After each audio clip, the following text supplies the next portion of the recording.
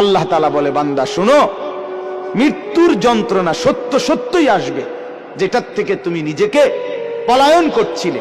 মরতে তুমি কখনোই চাচ্ছিলে না, কিন্তু এটা শুনে নাও, যে মৃত্যু তুমি কখনোই চাও না, সেই মৃত্যুর যন্ত্রণা তোমার আসবেই আসবে।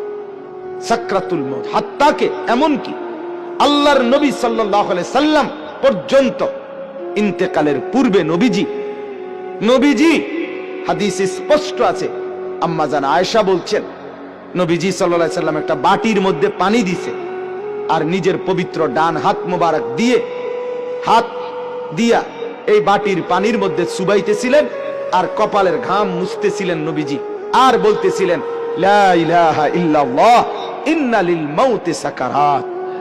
আল্লাহ, আপনি ছাড়া আর কোনো ইলাহ নাই, আহা মৃত্যুর তো বড়ই যন্ত্রণা। নবীজি বলতেছিলেন, খুদ রাসূল বলতেছে, যার কষ্ট হওয়ার কোনো কারণ নাই।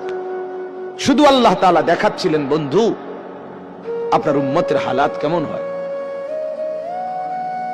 নবীজি বলতেছিলেন, হায় মৃত্যুর তো বড় যন্ত্রণা। হযরত ফাতেমা রাদিয়াল্লাহু তাআলা আনহা, ওই হাদিসে আছে, ফাতেমা রাদিয়াল্লাহু তাআলা আনহা তখন কাঁদতেছিলেন, নবীজির মেয়ে, আর কাঁদতে কাঁদতে বলতেছিলেন, ওয়া কারাবাহ ইয়া আবাতা, আরবীয় আফসোসের বাক্য, হায় আমার আব্বা, না জানি আপনার কি কষ্ট হচ্ছে। আল্লাহর নবীর সাথে সাথে বলছে, লা ইয়া ফাতেমা, না না ফাতেমা, কষ্ট হচ্ছে না। লাইসা আলা আবিকাল কারব বাদা হাদাল ইয়াউমি আবাদা। সুবহানাল্লাহ।